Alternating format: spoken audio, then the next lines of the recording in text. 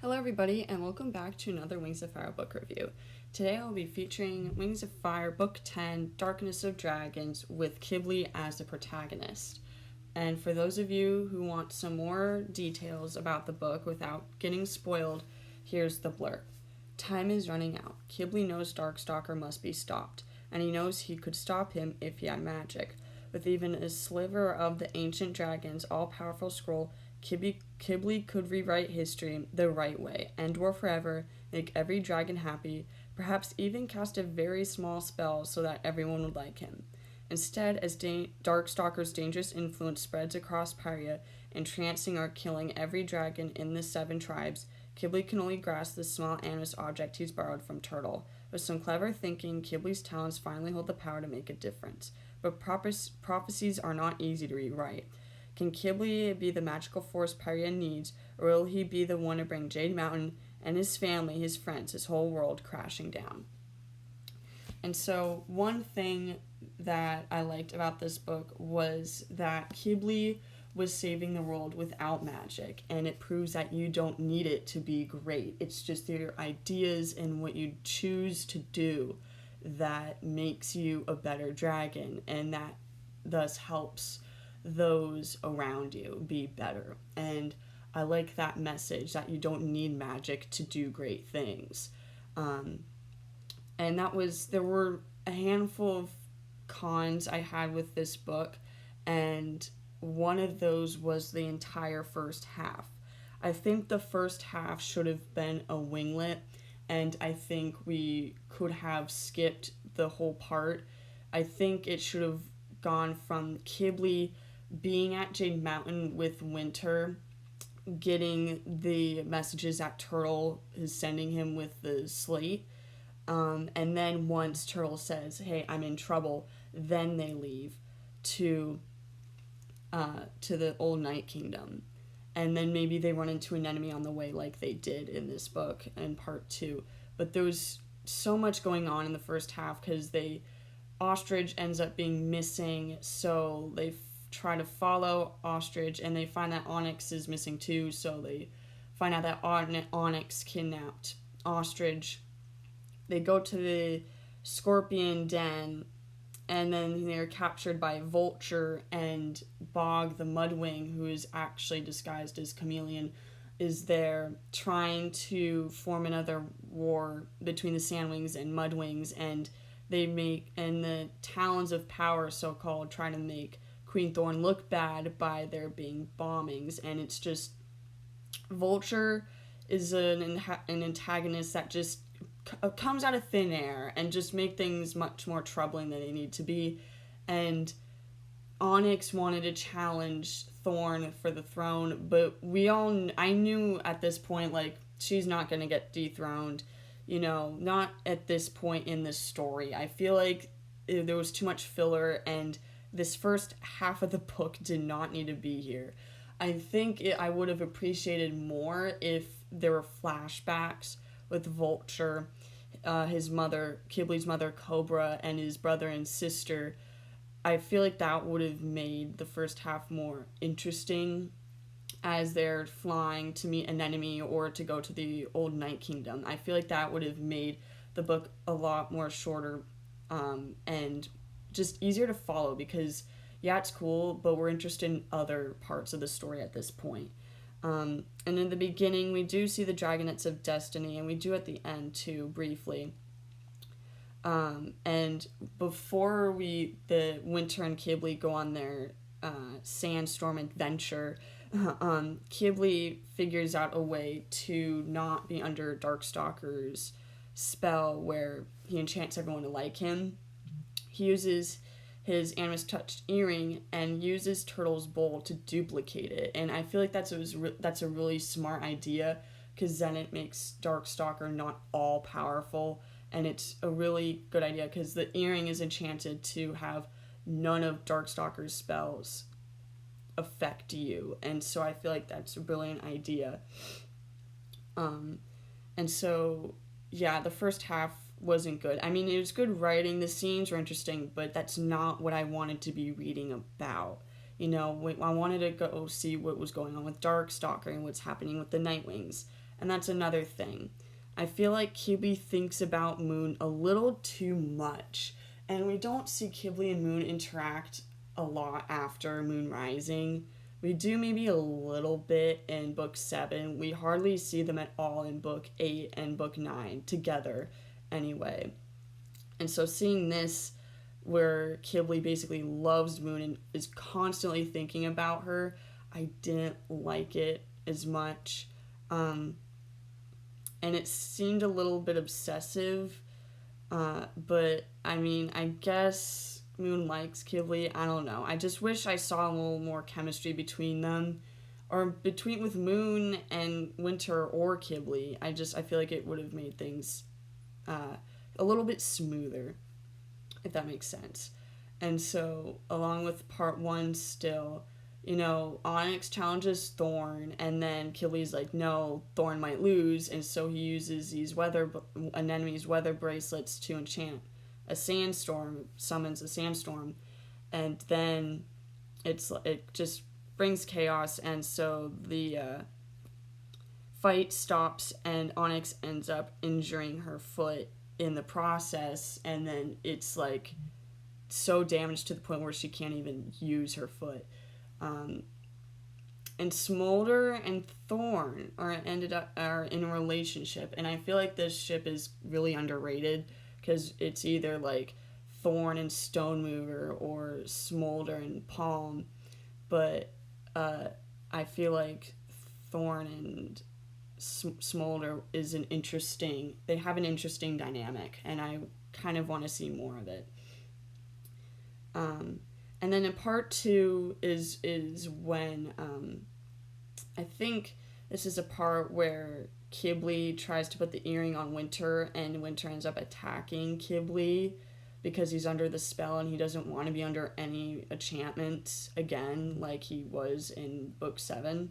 And so he ends up attacking Kibli, and Kibli and Winter, they have some moments, and I find it cute, but I feel like in this book, Winter is kind of degraded on. I feel like he's just put aside as this mean character, and he doesn't seem like he was a dragon who changed in the end of Winter Turning. I feel like Tui puts him in a bad light, and it makes it, the book makes it so obvious that in the end Moon is going to choose Kibli. But I feel like the dynamic between the three of them, the relationships between them can go any way. Like, Moon could be with Winter, Moon could be with Kibli, Kibli and Winter could be together. It goes all three ways, and so I do feel like the healthiest option is with Moon and Kibli, but I wish it was handled differently, if that makes sense. In part 2, Winter and Kibli end up seeing the message from Turtle, and so now at that point we're actually getting into the plot. The first half, it's no longer filler, and we're actually in the present day. And so they eventually run into an enemy, and an enemy is the one who guides them to the Old Night Kingdom. And what they find at the Old Night Kingdom is that Darkstalker is handing out enchantments for powers for the Nightwings. There's these bracelets that help you get stronger, or this necklace will allow you to read minds, or something. And he's just giving out gifts and enchantments, and he's kind of like a dictator, Darkstalker.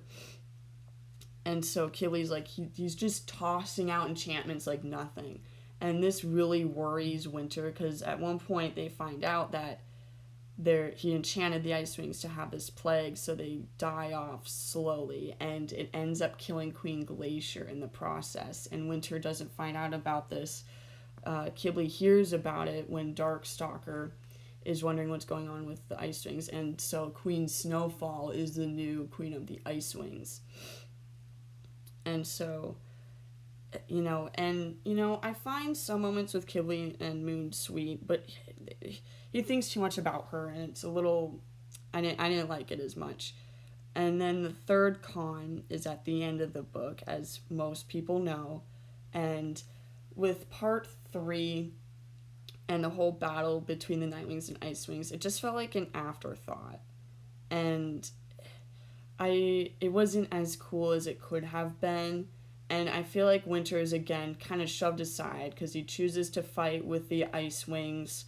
And then they enchant, I think an enemy enchants, because at this point Darkstalker doesn't know an enemy exists because of the stick that Turtle enchanted. And then I think she uses her powers to have the Nightwings and Ice Wings read each other's minds. And so I feel like at this point, the feud between the two tribes is finally over. And so Darkstalker is really upset about this. He has a grudge against Ice Wings, and so he snatches Kibli knowing that it was him. And they go under the mountain where Darkstalker was imprisoned, basically, and they have a discussion. And Kibli tells Darkstalker that, like, you put this on yourself. You didn't need to give the Ice Wings a reason for them to fight back. That was you who did that. And Darkstalker's like, no, the Ice Wings started it. And he admits at one point that he hasn't forgiven them for what they did to his mother. And little do we know that Fosler is alive. And he didn't know who Fosler was before. They just briefly saw her in book 8, and then she left. And then she was in the Nightwing library at one point.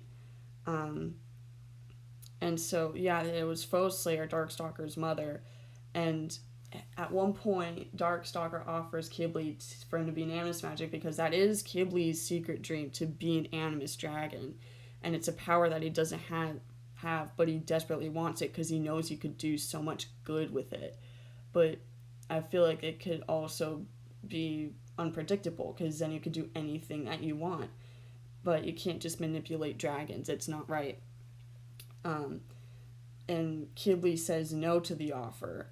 And at that point, Moon and Kibli shows up, because Darkstalker is like, that's not a good idea, Kibli. But he's like, it's not animus magic that destroys your soul, it's your choices that do that. And that's a really good lesson, and it's probably one of the most powerful scenes in the whole book, is the discussion between Kibli and Darkstalker in part 3. Part 2 was, it was short. In Chameleon kind of, I don't know what happens with Chameleon. He gets knocked out by Kinkajou in his Nightwing form, I think, and they end up stealing his scroll. And I'm not sure what happens to it. But in the ending, so Darkstalker sees Fosler, and they have a moment, and Winter got zapped off with the other Ice Wings because of the enchantment. I don't know if Turtle's in this scene or an enemy. I think it's just Kinkajou, Kibli, Fosler, and Moon with Darkstalker in this scene.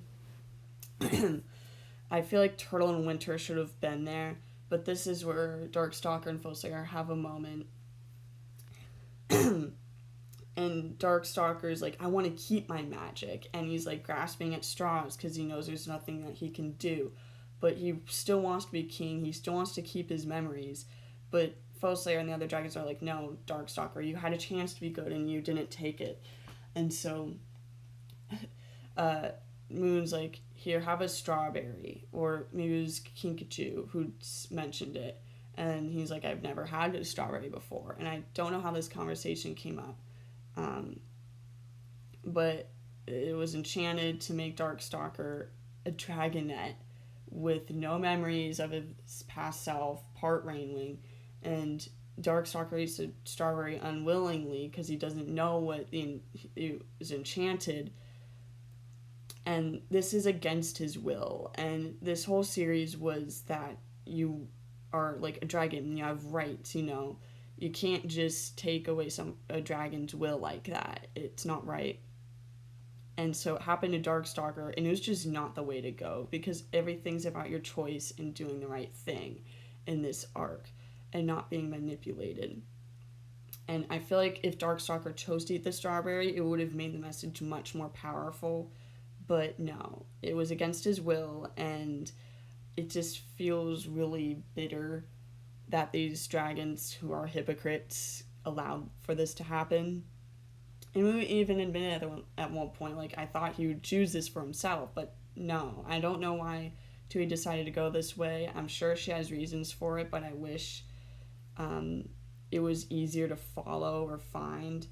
And how could the enchantment with Chameleon Scroll work? Either I don't know how that happened, and I feel like it was just an easy way out. And Darkstalker is so powerful at this point that anything would have been a ripoff, I think. But I feel like if Darkstalker chose willingly, then it would have made everything feel much more sentimental and powerful, and I feel like it would have been a good conclusion to this arc, but it makes this book really hard to read sometimes. The epilogue is with each of the protagonists of this arc.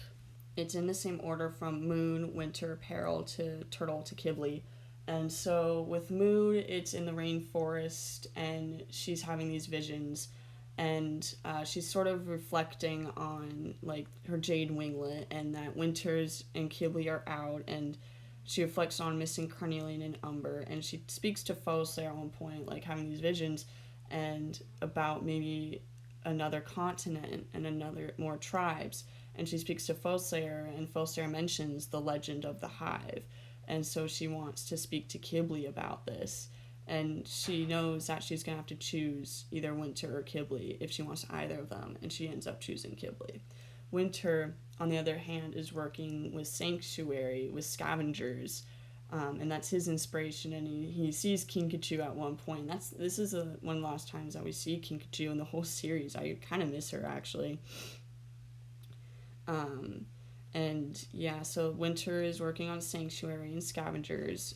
Peril is at Jade Mountain Academy. We hardly see her in this book. And unfortunately, the magic spell that Darkstalker cast on her wouldn't work with the earring because she melts the earring off. But she and Clay start to get deeper in a relationship. I wish Peril was featured more in this book, or in this arc in general, but she just wasn't, though, after escaping Peril.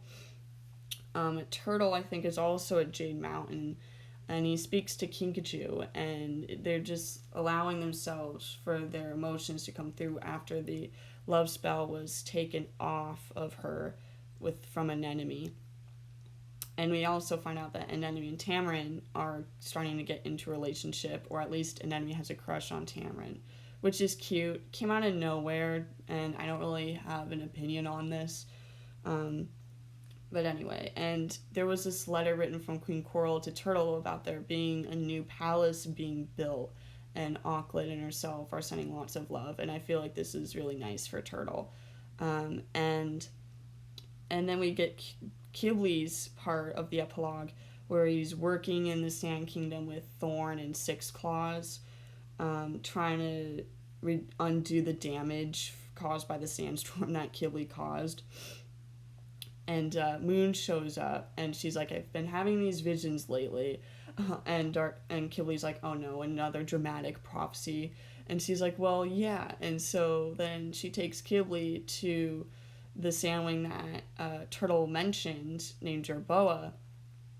And so they go to the hut, and then when they arrive, Jerboa introduces them to a dragon, but not just any dragon. It's a dragon from across the sea, and it's from a whole other tribe, from a whole other continent.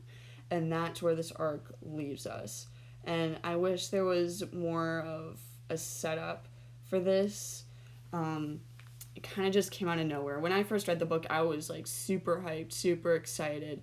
It was kind of thrown at us, but it was still really shocking, and I feel like it would add a lot more.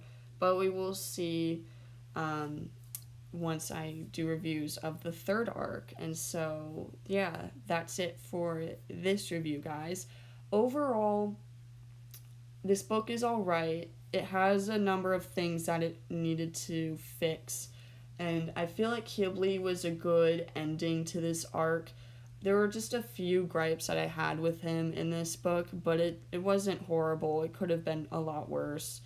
But But yeah, those are my thoughts, and I could go way more in depth with this book. But I think it would be nice if you guys read it for yourself if you're interested, other than me spoiling most of it for those of you who have not read this book yet. But yeah, that'll be it, and I'll see you on my next one, guys. Bye.